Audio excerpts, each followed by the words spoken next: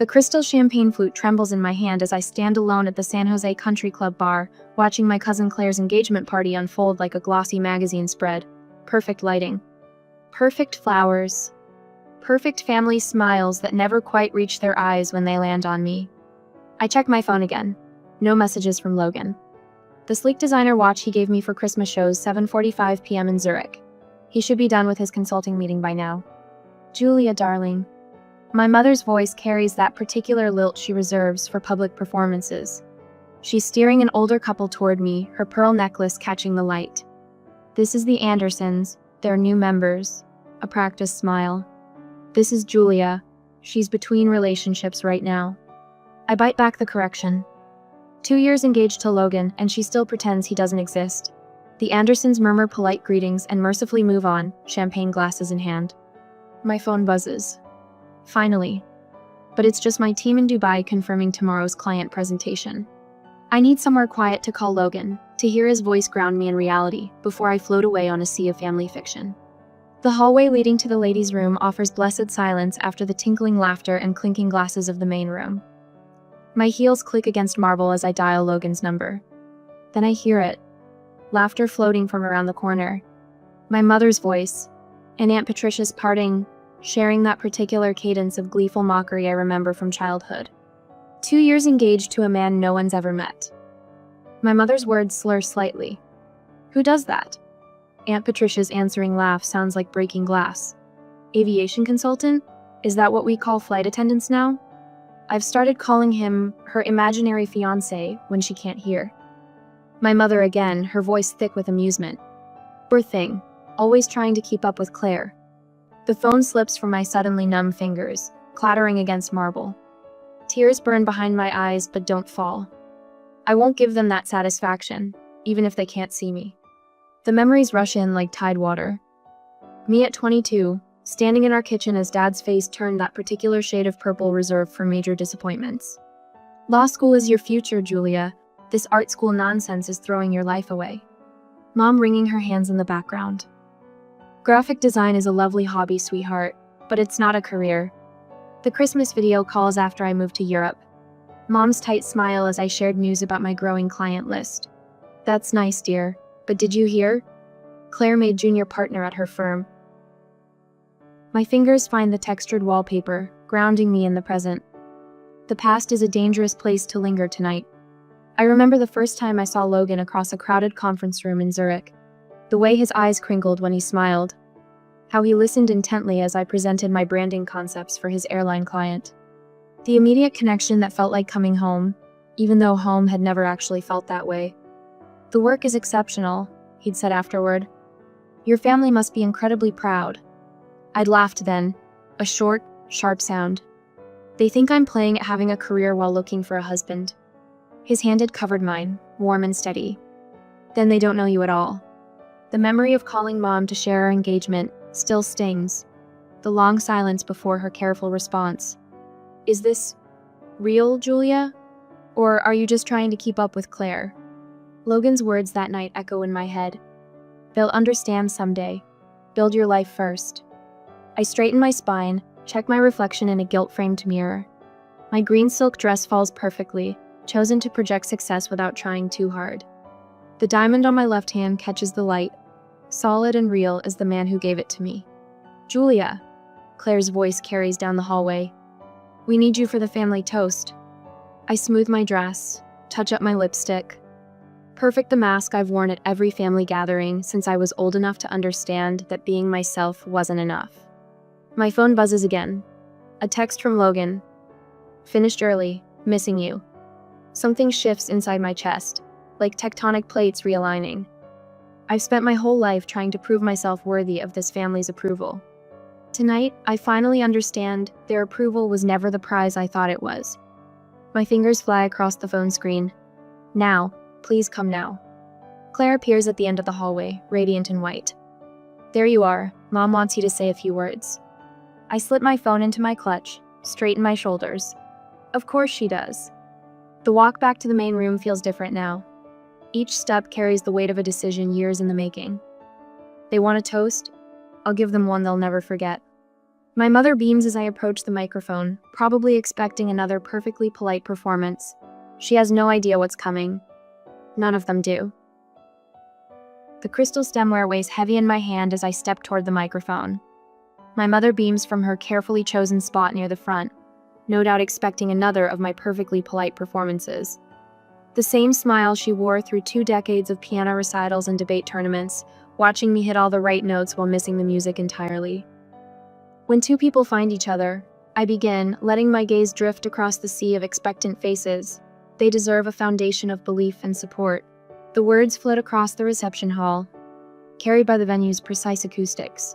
Claire and Michael have that foundation in spades.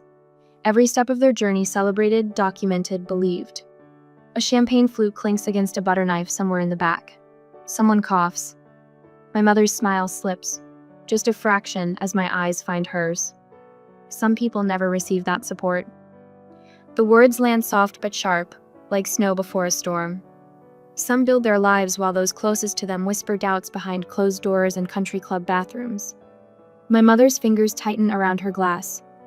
Aunt Patricia shifts in her chair, that particular rustle of silk that always accompanied her judgments. So here's to those blessed with family who believe in them without proof, without question. I raise my glass, ice cracking in the silence, and to those who succeed anyway. The applause comes scattered and uncertain, like the first drops of rain. Maria appears at my elbow as I step away from the microphone, her hand warm against my arm. "I wanted to tell you," she whispers, her phone screen glowing between us. "They've been saying this for years." The family group chat scrolls beneath her thumb. Words jump out like neon signs in the dark. Maybe she needs therapy. No real career. Inventing relationships to compete with Claire. My father's voice drifts from a nearby table. "Julia's going through a phase. The same dismissal he used when I left law school, when I moved to Europe. When I built my first international client portfolio. A phase lasting 15 years. Your brother told the Hendersons your international career was mostly freelance work," Maria adds, her voice barely audible above the string quartet. "Like you're sitting in a coffee shop designing logos instead of running global campaigns." The weight of years of dismissal settles across my shoulders like a familiar shawl. My mother holds court near the gift table, Aunt Patricia at her right hand like always. The perfect power couple. One to plant the seeds of doubt, one to water them with whispers until they bloom into full-grown lies. "Did you see the wedding magazines?" Maria's words carry an edge of anger I've never heard from her before. "Your mother showed them to Claire last month. At least one daughter will have a proper wedding. Like you're some cautionary tale instead of a success story." A server passes with fresh champagne. Maria snags 2 glasses, pressing one into my hand. "You know who's been surprisingly decent about all this? Claire. She shut down Mom the other day when she started in on your imaginary life in Dubai." My phone buzzes against my hip. Logan's message lights up the screen. 3 minutes out. Ready? The room shifts around me, familiar faces arranging themselves into new patterns. Rebecca slips through the doorway, fashionably late as always. One look at my face and eyebrows draw together. She knows me well enough to read the storm brewing behind my careful smile. "She'll leave early like always," my mother's voice carries from behind a massive flower arrangement. "Can't sustain these stories forever." The master of ceremonies taps his microphone. "Ladies and gentlemen, we'll be concluding our toast before dinner service begins." My Dubai team's presentation deck flashes through my mind, the one my family dismissed as playing at business last Christmas. The one that just landed us a contract worth more than my father's annual partner draw. The marble floor clicks beneath my heels as I cross to where my mother stands, still holding court over her circle of friends. For once, I don't curve my spine to make myself smaller in her presence.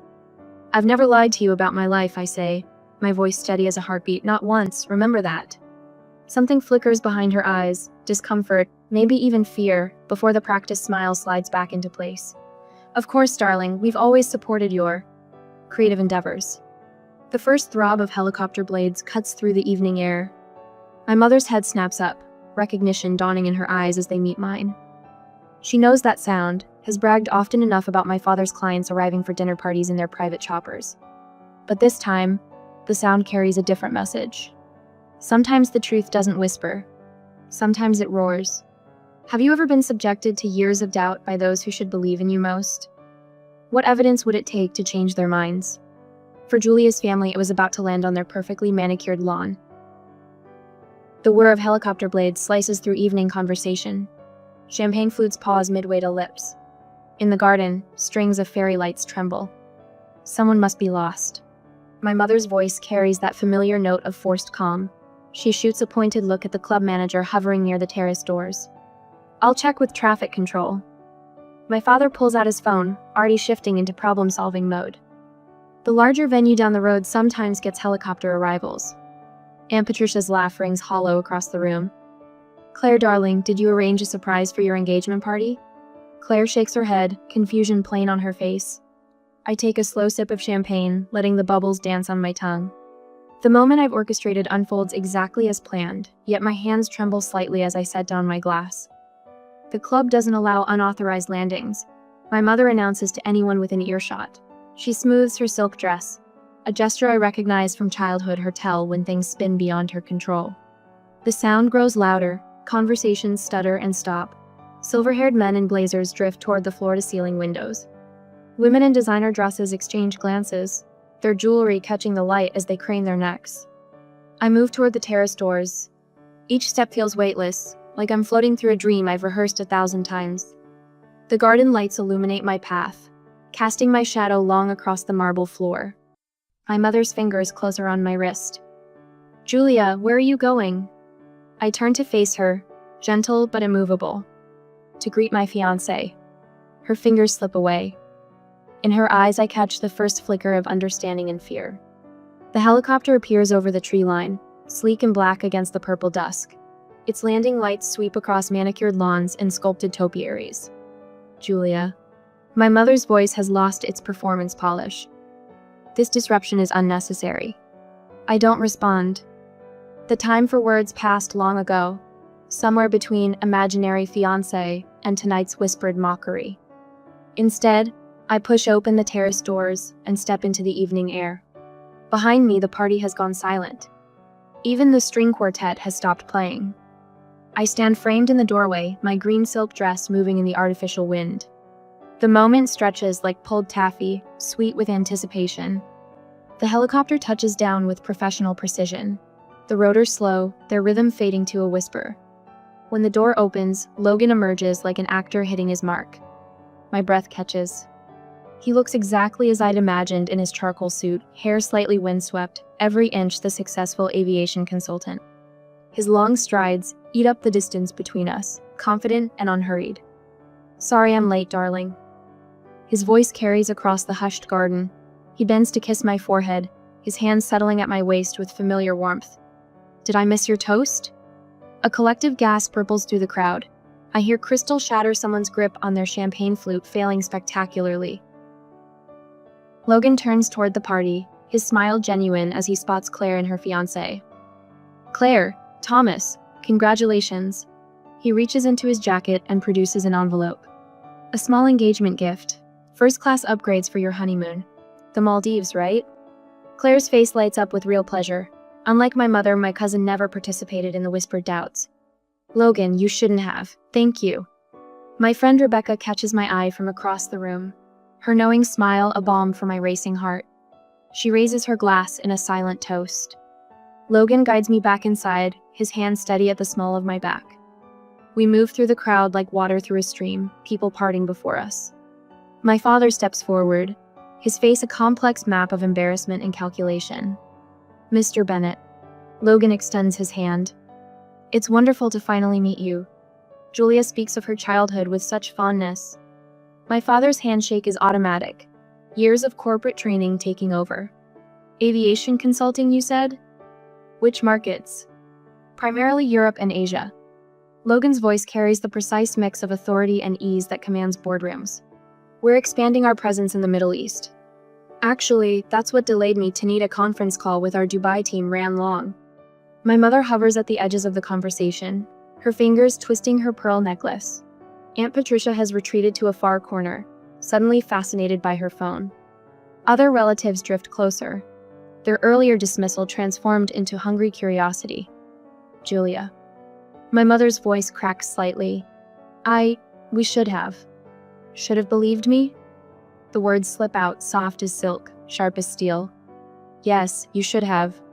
Logan's hand squeezes mine, grounding me in the present. Around us, phones appear in manicured hands.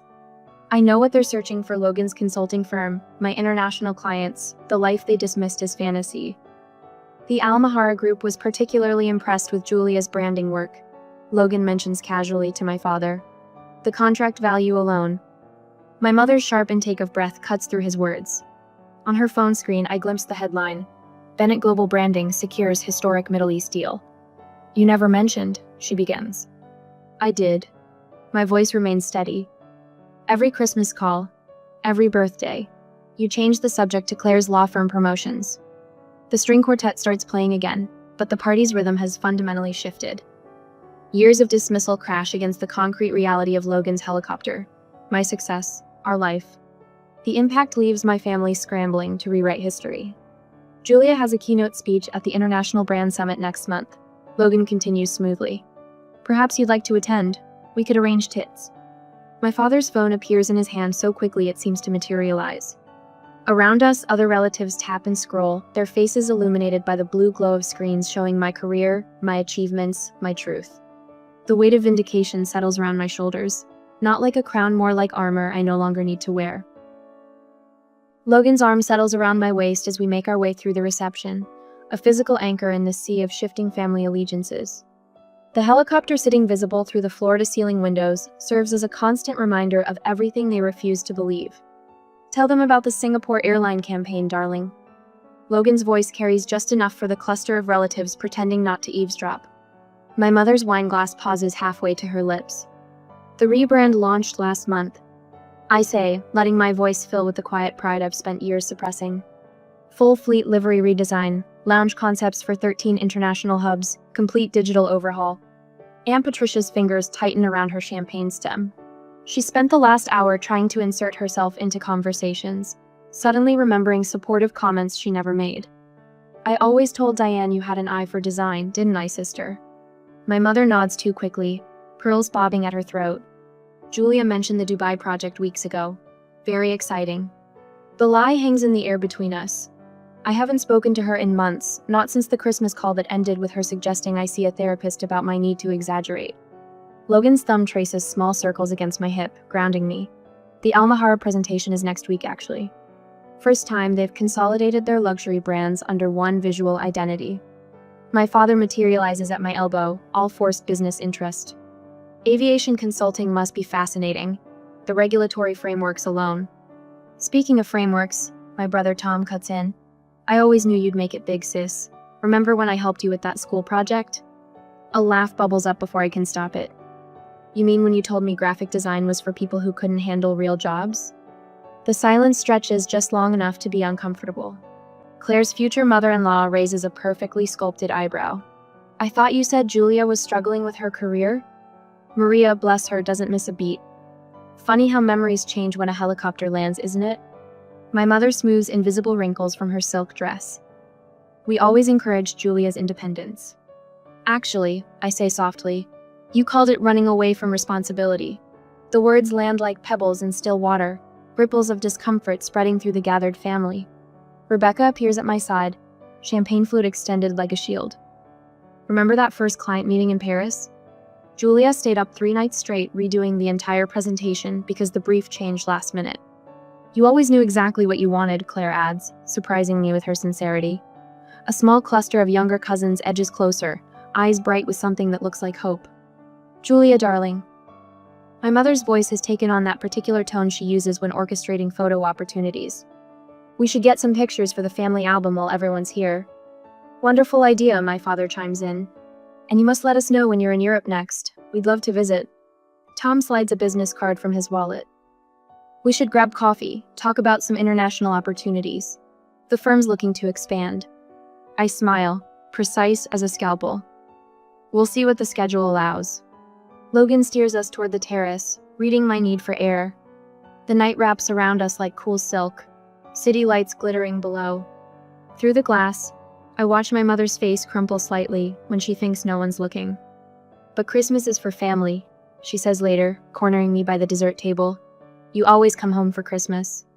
The words settle in my chest, familiar weight of obligation warring with the life I've built. I have made my home elsewhere. My father stands frozen by the bar, Manhattan untouched, as the reality of our new dynamic sinks in. I am no longer the daughter desperately seeking approval. I am a woman who arrived by helicopter to say, "Your approval stopped mattering." Aunt Patricia's voice drifts from behind a flower arrangement.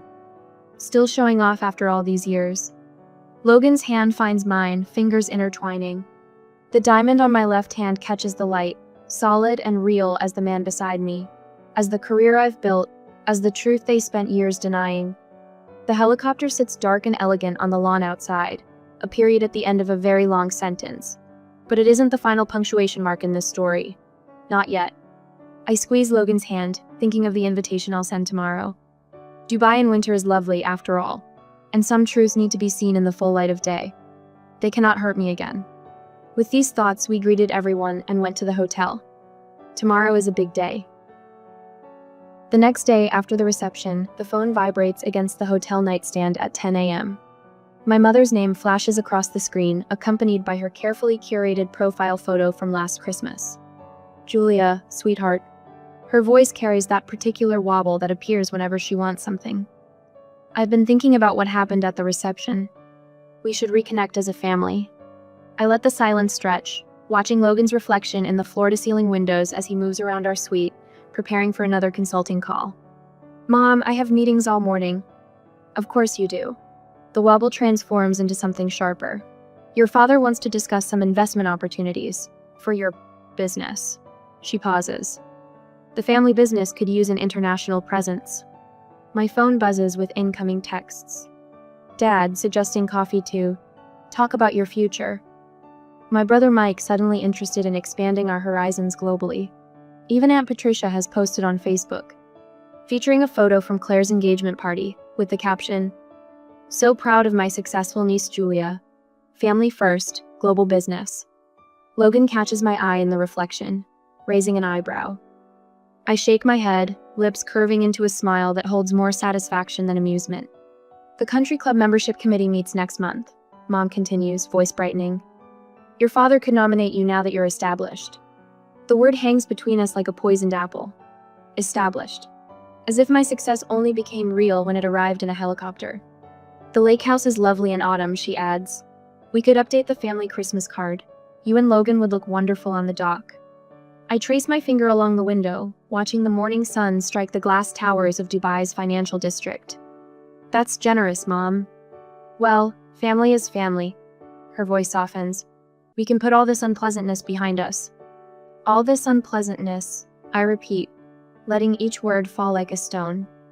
"You mean the years you spent telling everyone I was lying about my life?" "Julia, really? We were just concerned." Logan sets a cup of Earl Grey on the desk beside me, his hand resting briefly on my shoulder. The warmth of his palm grounds me as the realization crystallizes. "They're not sorry they didn't believe me," I say after ending the call. "They're sorry they can't use me." Logan leans against the desk, arms crossed. "What do you want to do about it?" I open my laptop, fingers hovering over the keyboard.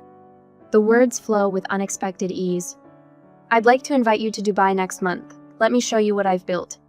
3 weeks later, I watch my parents scan the arrivals terminal, their expectations visible in their designer luggage and travel outfits.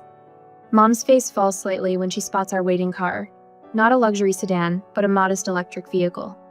"The hotel is lovely," she manages later, as Logan guides them through the understated lobby of the Four Seasons.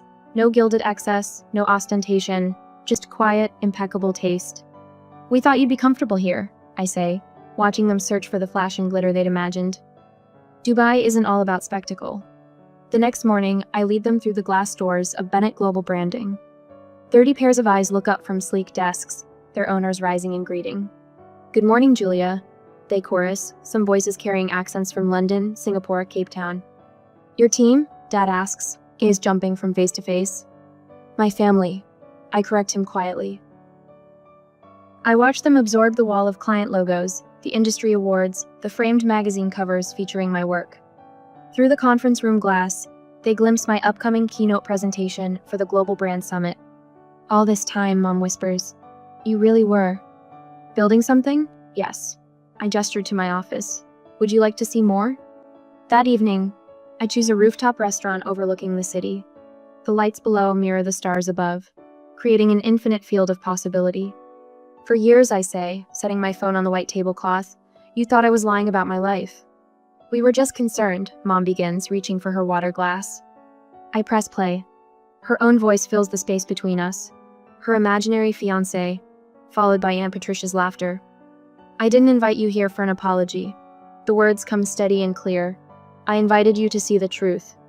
Dad's face flushes that familiar purple. You brought us all this way to embarrass us? No, I meet his gaze. I brought you here so you would finally see me. Mom's tears fall, smearing her careful makeup. We were wrong about everything. Yes, you were. I take a sip of water, letting the moment settle, and that will take time to address. The city glitters below us, a constellation of lights marking paths not taken, choices that led me here. My parents sit across the table, finally seeing the daughter they never believed existed. Their approval, so desperately craved for so long, feels strangely hollow now. Logan's words from this morning echo in my mind. The greatest revenge isn't proving them wrong. It's living so fully that their approval becomes irrelevant. I study their faces in the candlelight. Mom's trembling lips, Dad's rigid posture. The power to shape our relationship has shifted. Any reconciliation will happen on my terms, in my time. The knowledge settles like a warm stone in my chest. Tell me about your new project, Dad says finally, his voice rough with something that might be regret. I lean back, considering. The night stretches before us, full of possibilities and limitations. Like the city below, some paths will remain forever unexplored. Others wait to be discovered. Let's start, I say, with what's true. A week later, sunlight streams through the floor-to-ceiling windows of my Dubai office, catching the metallic threads in the abstract tapestry I bought in Istanbul last month. Logan appears in the doorway, 2 steaming cups in hand.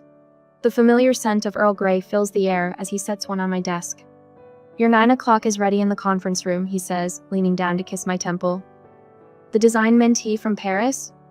I nod, taking a sip of perfectly brewed tea. Reminds me of myself at 23. Brilliant portfolio, family who thinks graphic design is just pretty pictures on a computer. The young woman's face fills my laptop screen moments later, bright-eyed and nervous. Her portfolio spreads across my second monitor, clean lines, bold color choices, the raw talent I recognized immediately. Emma, tell me about the restaurant campaign concept. My voice carries the warmth I wished for at her age. The one your professor called too modern. She straightens, hands fluttering. My father said the same thing, that no traditional French restaurant would ever. Show me anyway. Her concept unfolds across the screen. Contemporary yet elegant, perfectly balanced between innovation and timeless appeal. My mind flashes to a portfolio review 12 years ago. My mother's pinched expression at my waste of a legal education. They're wrong, I tell Emma, watching hope bloom across her face. You understand something they don't. Tradition evolves. Book another session next week. We'll develop this further. After the call ends, I stand at the window, watching sunlight glint off the Burj Khalifa. My team fills the open office beyond my door, their quiet energy humming through the space. Voices rise and fall in English, Arabic, French, Mandarin, a symphony of creativity I built from scratch. My phone buzzes. An email from my mother. The subject line stops my breath. Family reunion, your terms. Dear Julia, the lake house is lovely in October. Logan mentioned you might have business in New York that month. No pressure. Just know you're both welcome whenever you choose. Love. Mom. No guilt trip. No manipulation. No desperate need to prove her maternal devotion to the country club crowd. Logan's arms slip around my waist from behind. Board meeting done early. What's got you smiling? I show him the email. Mom's learning. Finally. Going? Maybe. I lean back against him. On our terms. 6 weeks later, autumn sunlight dapples the lake house deck. Logan's hand rests warm against my lower back as we climb the familiar steps. No knot in my stomach. No mask of perfect daughter sliding into place. The door opens before we reach it. Mom's eyes meet mine, clear and uncertain. Julia, Logan, thank you for coming. Inside, fall-scented candles flicker on the mantel. Dad looks up from his paper, reading glasses perched on his nose. Just read about your team's award. The Hong Kong campaign? Singapore, I correct gently. But yes, the Asian market expansion exceeded projections. No dismissal. No comparison to my cousin's law firm partnership. Just my father's small nod, the beginning of understanding in his eyes. Monthly video calls followed. Awkward at first, like learning a new language. Dad asking about projects, actually listening to the answers. Mom sending articles about female entrepreneurs in the Gulf states, her handwritten notes in the margins showing she'd really read them. Aunt Patricia's absence speaks volumes. Some bridges burn for a reason. The Santorini wedding photos arrive in December. Small, intimate, perfect. Claire beside me in a sage green bridesmaid's dress, our childhood competition dissolved into genuine friendship. My parents in the background, respecting the boundaries of their new role. Rebecca's champagne toast still echoes, to believing in yourself when no one else would. Spring finds me in a Dubai conference hall, addressing a room of young designers. Many of their stories mirror my own. Families who mistake different for wrong, dreams dismissed as phases to outgrow. The helicopter story spread. I tell them, watching recognition spark.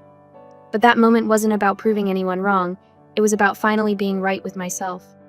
A young woman approaches afterward, portfolio clutched to her chest. My family thinks I'm wasting my accounting degree. They don't believe I can make it in design. I see myself in her tight shoulders, her defensive grip on her work. Show me what they don't see.